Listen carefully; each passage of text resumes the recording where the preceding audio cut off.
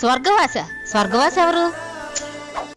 Hello అమ్మా కోడలి పిల్ల, నేనమ్మా మీ మావయ్య గారిని స్వర్గం నుంచి మాట్లాడుతున్నాను.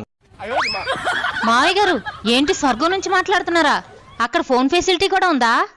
ఈ మధ్య జియోవాడు ఒక టవర్ వేశాడమ్మా. స్వర్గంలో అత్తయ్య గారిని కలిసారా మావయ్య గారు?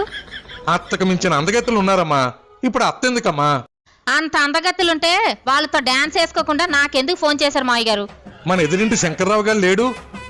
వాళ్ళ ఎదురింటి ఆవిడ తన సినిమాకి వెళ్ళాడని వాళ్ళ ఆవిడ కొట్టి కొట్టి చంపేసింది కదా మావయ్య గారు. ఈ విషయం మీకు కూడా తెలుసు కదా. వాడు నా దగ్గర ₹1,00,000 అప్పుగా తీసుకున్నాడమ్మా. డబ్బులైతే ఇచ్చేసాలే, కానీ వాడు రాసిచ్చిన ప్రామిసరీ నోటు నేనివ్వడం మర్చిపోయాను. అది కావాలని ఇక్కడ నన్ను తినేస్తున్నాడమ్మా. అమ్మా పరుపు కింద ఉందేమో చూడమ్మా. ఉంది మావయ్య గారు. కొంపతీసి ఆ నోటు మీకు ఇవ్వడానికి నన్ను గాని మీ అబ్బాయిని గాని చచ్చిపోమంటారా ఏంటి?